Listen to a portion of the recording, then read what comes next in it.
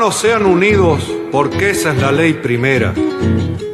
Tengan unión verdadera en cualquier tiempo que sea, porque si entre ellos pelean, los devoran los de afuera. Antipolítica SRL, por Carlos Carmelo. Voz, Alejandra Benaglia. La verdadera naturaleza de las cosas solo se revela en la destrucción. Ítalo Calvino. Vencieron. Faltando pocos días para los comicios que se desarrollarán hoy en Cava, los canales de TV y streaming salieron a la calle para entrevistar a porteñas y porteños y demostrar, edición incluida, que a los vecinos les chupa un reverendo huevo y la mitad del otro la elección, qué se vota y quiénes son los candidatos. Ni hablar cuando enfrenten a la maquinita infernal del sufragio electrónico y tengan que pedir auxilio al presidente de mesa porque no saben cómo hacer, además de no saber qué hacer.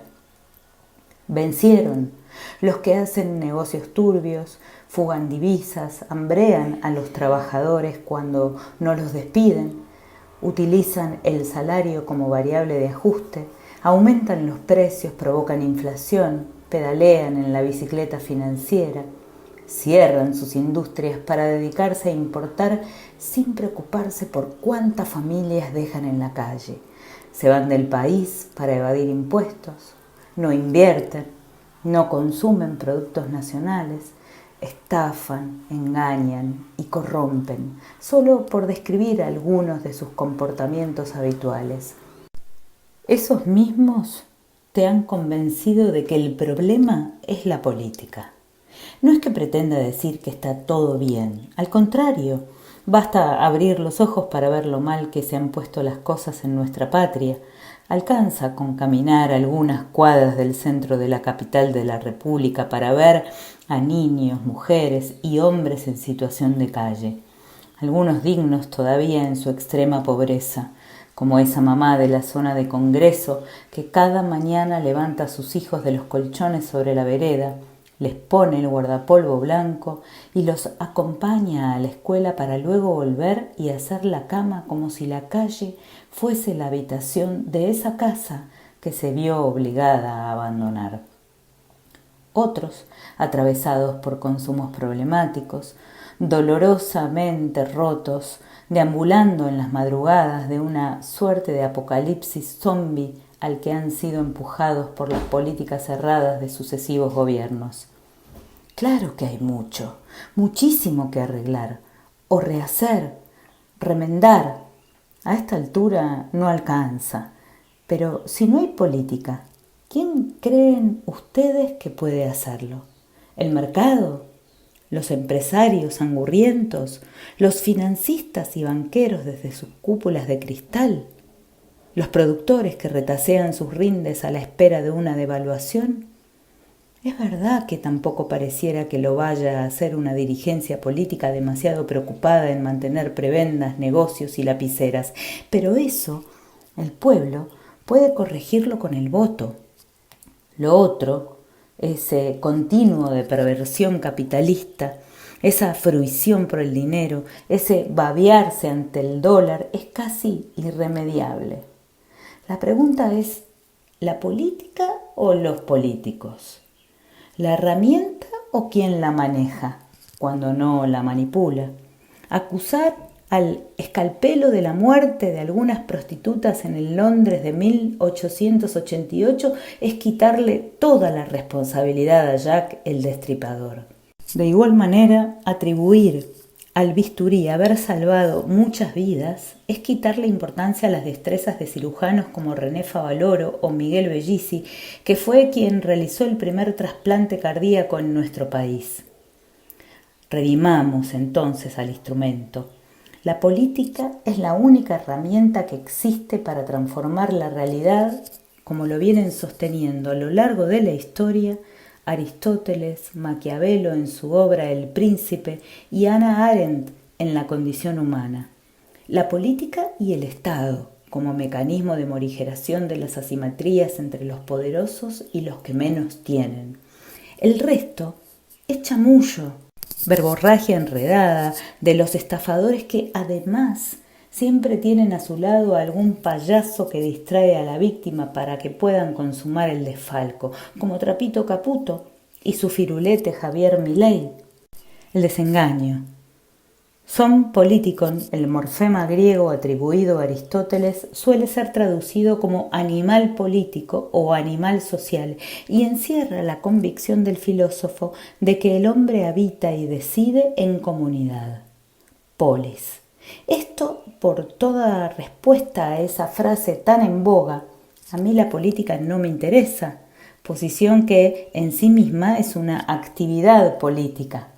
De la misma manera, es fundamental comprender que todo aquello que venden como antipolítica, en nombre del orden y coso, también es una postura política, como los que dicen no soy de derecha ni de izquierda, para enmascarar que votan contra el peronismo, porque su gran alimento doctrinario, la base de su elección o de su antielección, radica en una mezcla profunda de miedo, repulsa y fastidio frente a todo lo popular, y se resume en ese gorilismo vergonzante que ocultan con el disfraz de la indolencia.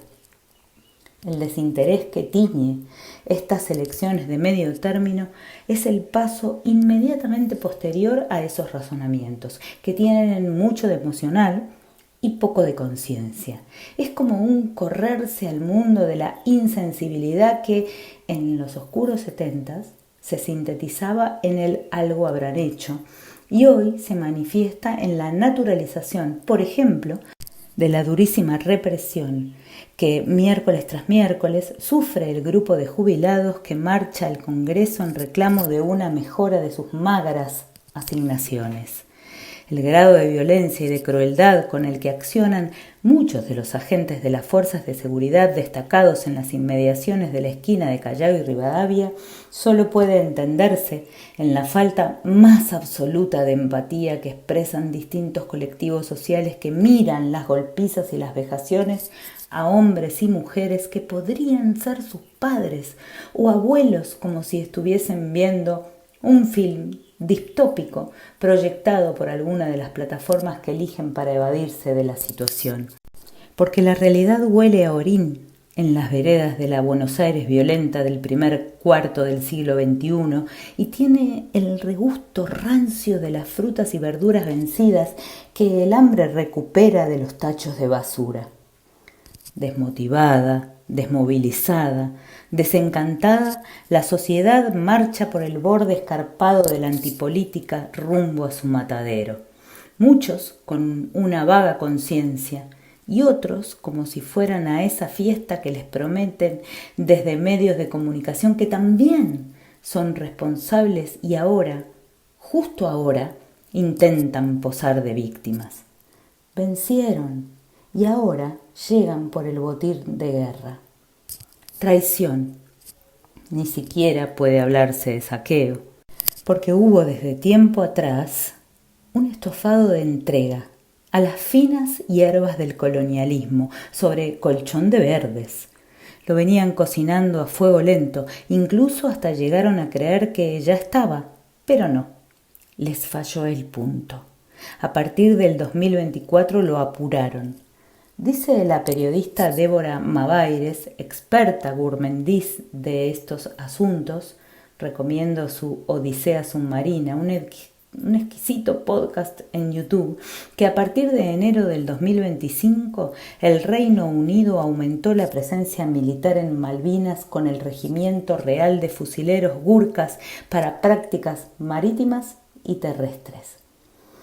El último 2 de abril, en el acto en Tierra del Fuego por el Día de los Veteranos de Malvinas, la vicepresidenta de la Nación, Victoria Villarruel, en su discurso planteó la construcción de un polo logístico antártico con participación militar de Estados Unidos y confesó que fue ese país el promotor de la idea. ¿Y cuándo la promovió? Un año antes, 4 de abril de 2024, cuando el presidente Milei viajó por la noche y sin previsión alguna, disfrazado con ropa de camuflaje, a encontrarse con la jefa del Comando Sur, la generala Laura Richardson. recuerda a esta memoriosa cronista de época, conocida por carecer de toda pilosidad en su lengua. De aquel encuentro, algunos recordamos a la banda del ejército ejecutando, en el más amplio sentido del verbo ejecutar, el himno de los Estados Unidos. Hubo otras visitas, por ejemplo la del nuevo jefe del Comando Sur, almirante Alvin Halsey, quien paseó por Tierra del Fuego acompañado de Abigail Dressel, encargada de negocios de la Embajada de Estados Unidos, que viene recorriendo las provincias patagónicas desde hace varios meses. Para facilitarles el arduo trabajo de invadirnos, el presidente Milei, junto a su ministro de Recortes, Desregulación y Destrucción, Federico Sturzenegger, acaban de anunciar la eliminación de aranceles a la importación de celulares, televisores y aires acondicionados, lo que redundará en tremendos perjuicios para las industrias instaladas en la isla, cuestión que ha provocado fortísimas reacciones tanto políticas como gremiales, al punto de declararse un paro por tiempo indeterminado por parte de la UOM local.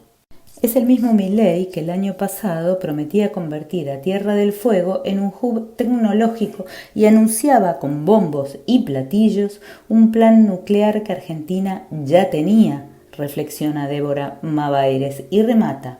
No solo lo frenó, sino que entregó la fábrica para llevarlo adelante. IMSA, a un financista de la campaña de Donald Trump, mientras le cede territorio y control marítimo a los Estados Unidos en el Atlántico Sur. La jugada es clara y simple. Eliminadas las industrias que hoy brindan empleo a los habitantes de Tierra del Fuego, la migración de los mismos será inevitable, más allá de la paparruchada de Sturzenegger que plantea que por sus bellezas la isla debería transformarse en un parque de diversiones mundial.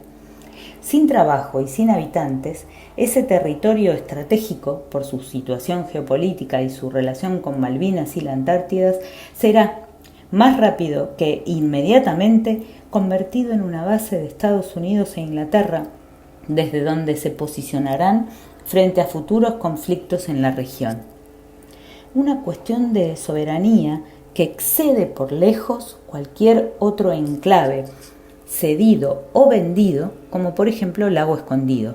Pero además, la prueba fehaciente de que el gobierno libertario empieza a cumplir con las exigencias planteadas por el Fondo Monetario para otorgarle un nuevo préstamo que solo ha servido para continuar con el carry trade y la fuga de divisas.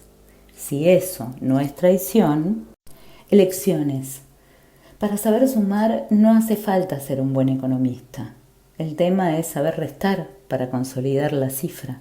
En ese sentido, con el diario del lunes, nunca más exacta esa frase que luego de las elecciones del domingo pasado, los periodistas que siguen haciendo piruetas para que Javier Milei los quiera un poquito y les dé de mucha pauta, halagaron la estrategia de alta cocina de la primera hermana aplaudiendo los excelentes resultados de La Libertad Avanza en los comicios.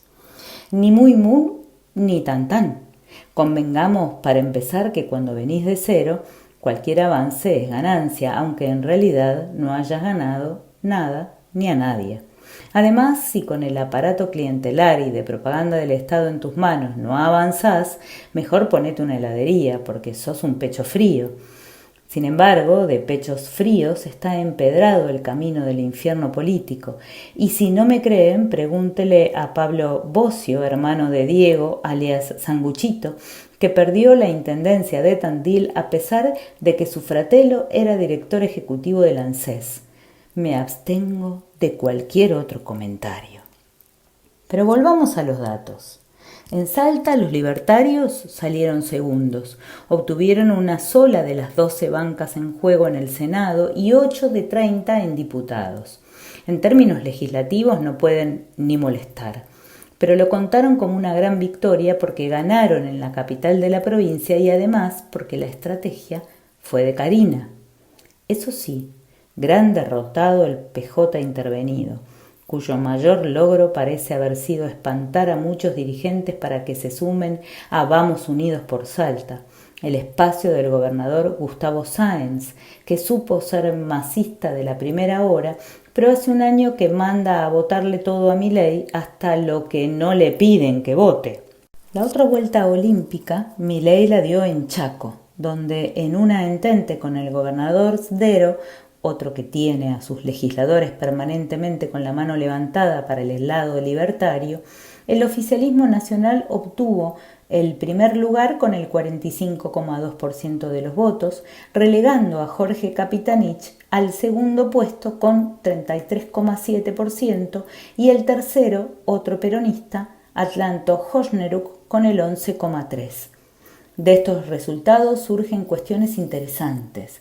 Primero, la alianza de los oficialismos. El provincial y el nacional sacó menor porcentaje de votos que Sdero en soledad en 2023, que había obtenido el 46,1%.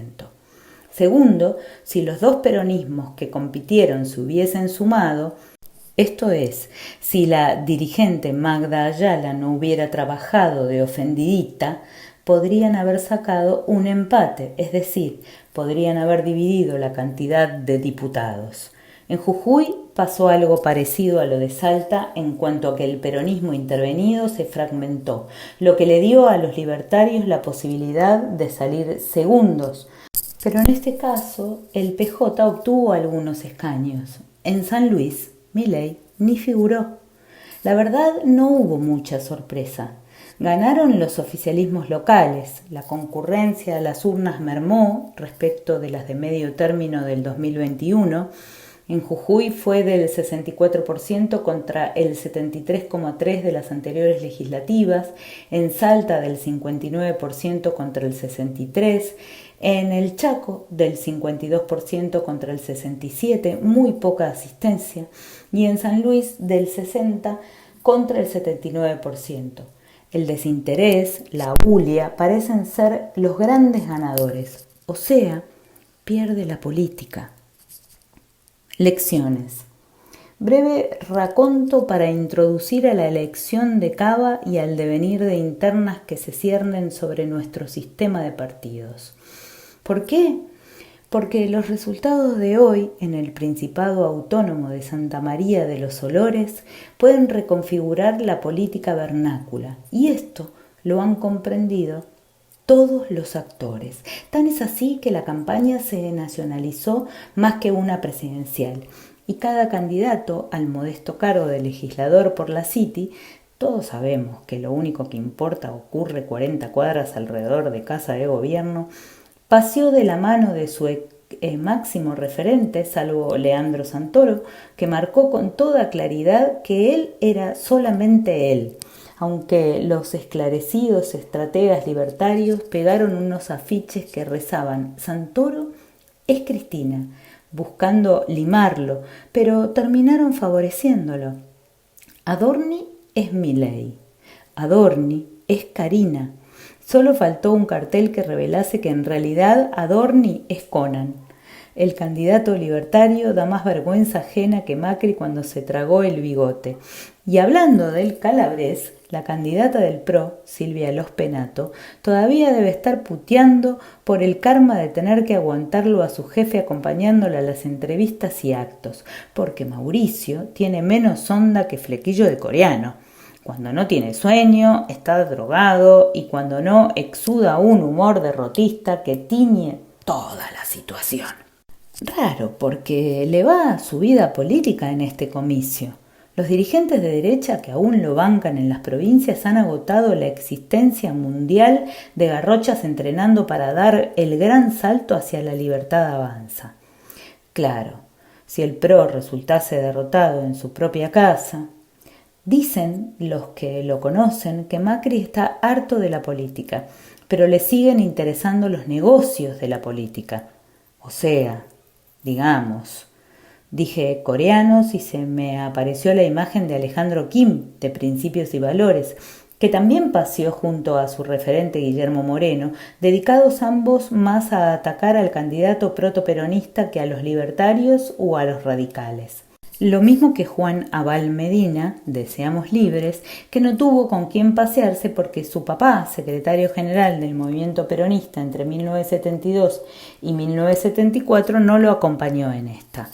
Otros que caminaron la campaña de la mano de sus referentes nacionales fueron Paula Oliveto, Ari, apoyada por Lilita Carrió, salvo cuando bailó y cantó cumbia.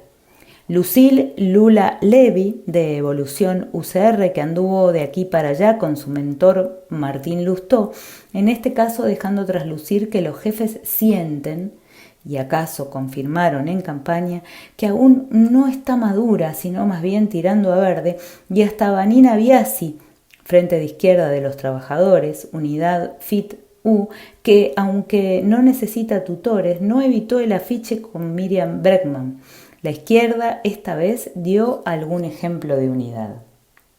En Soledad anduvieron Ramiro Marra, UCD, que no consiguió que Karina Milei lo acompañase, Horacio Rodríguez Larreta, del Movimiento al Desarrollo, que tampoco contó con el apoyo de Mauricio ni de Pato Bullrich, Yamil Santoro, Unión Porteña Libertaria, que al parecer sí fue asistido por el calzoncillo boxer de Lycra que lo lanzó a la fama, César Biondini, del Frente Patriota Federal, que no pudo liberarse del peso de su apellido, el farmacéutico Marcelo Peretta, Movimiento Plural, siempre peinado a la gomina y sostenido por su coleta de torero, Ricardo Caruso Lombardi, del MID, que hizo campaña en una suerte de menemóvil.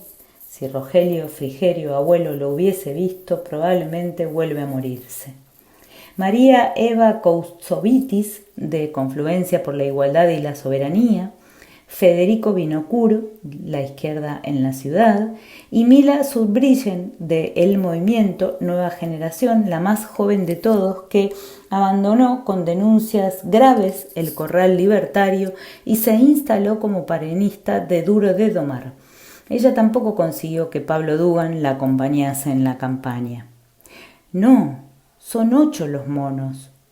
Son 17, un nivel de fragmentación solo comparable a las legislativas de octubre del 2001 en las que se instauró el voto bronca. Los anulados cuadriplicaron a los en blanco. Sobres que contenían fetas de mortadela, imágenes de Mafalda o de Clemente, boletas del partido al medio o propuestas de Ali Baba como senador nacional. La crisis en la que derivó esta elección trajo también la instauración de las PASO. Pero de los 17 son apenas 3 los que están en carrera. Leandro Santoro, de Es Ahora Buenos Aires, al que la mayoría de las encuestas dan como ganador, y 2 que se están jugando la historia, Los Penato y Adorni, a quienes, dependiendo el grado de honestidad del consultor, ubican alternativamente segundo y tercero. Ahí está la madre de Dorrego, hubiese sintetizado Carlitos Balá. El que entre adelante del otro define el futuro de la derecha en nuestro país para los próximos años. Cosa realmente demencial, ya que Adorni no presentó ni una propuesta durante toda la campaña, incluso se negó a responderle al diario La Nación respecto al tema, y Silvia Los Penato ha sido importada de la provincia de Buenos Aires en donde vive y por la que fue electa diputada nacional. Léase que es una gran desconocedora de la problemática porteña y nos quieren convencer que son dirigentes políticos. Perdedores perdidos. El perdedor de toda esta alquimia siempre es el pueblo, aunque lo asiste cierto grado de responsabilidad, ya que su indolencia y su pereza política se evidencian no solo en la falta de atención sobre las elecciones, sino en aquellas cosas que hacen a su vida cotidiana. Por ejemplo, a que el Toto de la Champions y el Papadas celebren como un campeonato mundial tener la inflación dibujada en el 2,8% luego de haber planchado las paritarias en no más de un 1% de aumento. Es muy probable que esta tarde-noche, cuando aparezcan los primeros resultados, ya se habilitó a que se den datos antes de las 21 horas, los que están atentos descubran que Javier Milei No viajó a Roma para la asunción del Papa León XIV porque tenía serias expectativas de festejar consigo mismo. Recordemos que Adorni es Milei. Y una vez más, comprendan que los verdaderos perdedores en realidad están perdidos, porque se ha destruido la conciencia ciudadana, porque los medios de creación de sentido han conseguido lo que vienen trabajando desde hace muchos años, probablemente desde antes de la restauración democrática, y es que los hombres y las mujeres de esta patria, y especialmente de la capital federal, se hayan convertido en una suerte de manada autómata y autorreferencial que trabaja de sicario, pero se considera víctima, para los cuales el futuro más lejano es dentro de una hora y el proyecto más relevante cambiar el modelo del celular. En todos los niveles, de todas las edades y clases, además de cualquiera sea su identidad sexual percibida. Alguna vez Emilio Pérsico esbozó una de las ideas más cínicas del siglo al sugerir que había que llenar de pobres la política, seguramente atendiendo a lo que era el negocio que él, por entonces, manejaba. Hoy se hace imprescindible revertir el concepto y, si todavía estamos a tiempo, lograr llenar de política a los pobres, que gracias a Milei y su gobierno son una mayoría arrolladora. Puede que de esta manera recuperemos al menos la herramienta para que en un mañana más o menos cercano, alguna generación un poco más contestataria y avispada la tome en sus manos y le dé uso. Porque, como decía el querido y respetado Ebar Cacho el Cadri, perdimos. No pudimos hacer la revolución, pero tuvimos, tenemos y tendremos razón en intentarlo. Y ganaremos cada vez que algún joven lea estas líneas y sepa que no todo se compra ni todo se venda, y sienta ganas de cambiar el mundo. Ojalá Dios quiera. Hola. ¿Te gustó? Bueno, compartilo con tus amigues, ponele un pulgar para arriba y suscríbete. Ah, y no te olvides de activar la campanita.